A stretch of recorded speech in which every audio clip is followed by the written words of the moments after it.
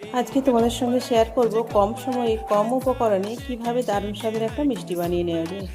1 cup পরিমাণ ময়দা নিয়েছি, তার মধ্যে সামান্য পরিমাণ লবণ, 1 চামচ পরিমাণ কালো জিরে, 1 টেবিল চামচ ঘি, 1 টেবিল চামচ সাদা তেল। এই উপকরণগুলো মিশিয়ে কম কম করে জল দিয়ে ময়দার একটা ডো বানিয়ে নিয়েছি।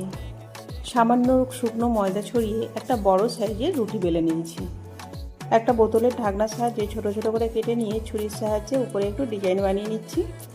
প্রত্যেকটা একই পদ্ধতিতে বানিয়ে নিয়ে একটা কড়ার মধ্যে তেল নিয়ে মিডিয়াম হিটে হালকা গরম করে নিচ্ছি। হালকা গরম হয়ে গেলে গ্যাসের হিটে লো করে প্রত্যেকটা লেচি ভেজে নিচ্ছি। 3 থেকে 4 মিনিট নেড়ে চেড়ে খুব মুচমুচে করে ভেজে নিতে হবে। দেখে নিশ্চয়ই বুঝতে পেরেছো কতটা ক্রিস্পি হয়েছে।